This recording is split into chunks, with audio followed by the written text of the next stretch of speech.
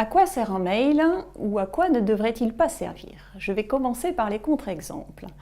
Nous rencontrons dans les entreprises le mail ping-pong qui, tout au long de la journée, peut s'échanger. On peut arriver à du 30-35 mails qui sont échangés. Ce n'est pas le bon usage.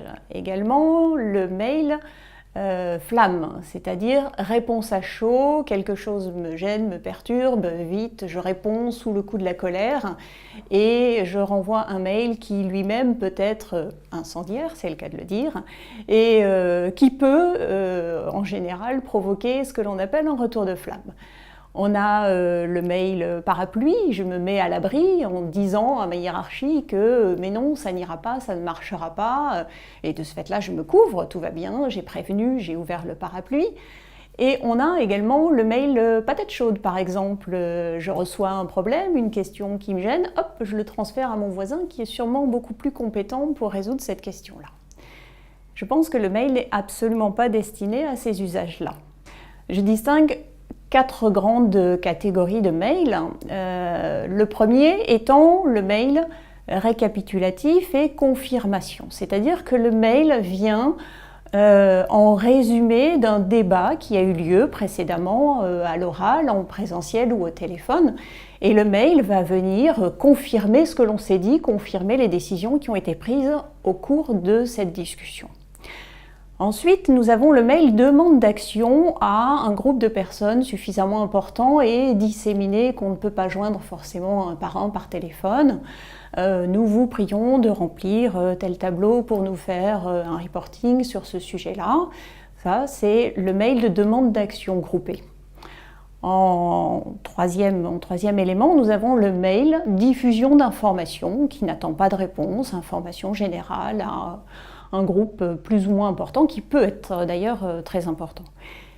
Et en dernier point, je mettrai le mail un peu plus informel, c'est-à-dire qu'on a une question effectivement à traiter avec une personne qu'on n'a pas réussi à joindre par téléphone ou qu'on n'a pas réussi à voir. On met un petit mail un petit peu informel en disant voilà, j'aimerais traiter avec toi de ce sujet-là, est-ce qu'on peut se rappeler? Mais en aucun cas, le mail n'est destiné à traiter le point justement par écrit. Est-ce que je pourrais me passer de ma boîte mail professionnelle?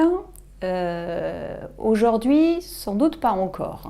Il y a quelques mails qui effectivement ont leur importance et dont j'ai besoin. En revanche, aujourd'hui, ça doit représenter entre 10 et 15% de l'ensemble des mails que je reçois sur une journée ou sur la semaine.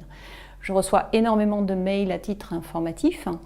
Effectivement, plutôt que de les lire, on va dire que je les parcours, ce qui me permet quand même d'avoir une source d'information.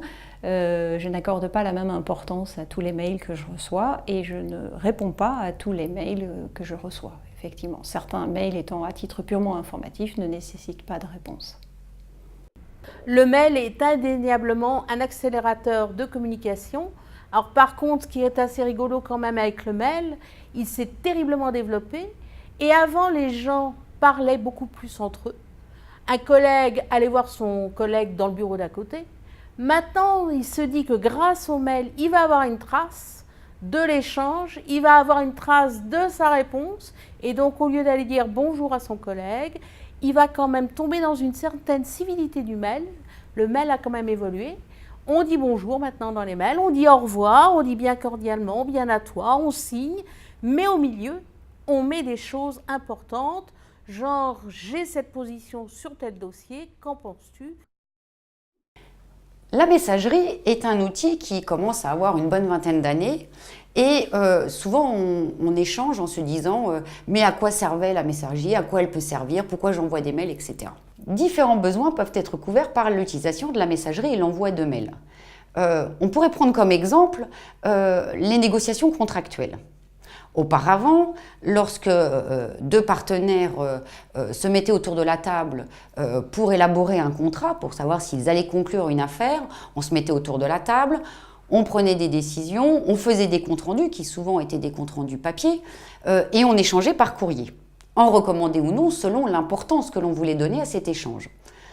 L'utilisation et l'arrivée de la messagerie a permis de gagner en temps et en efficacité, puisqu'aujourd'hui, on peut faire en temps réel le compte-rendu des propositions commerciales, de la négociation contractuelle.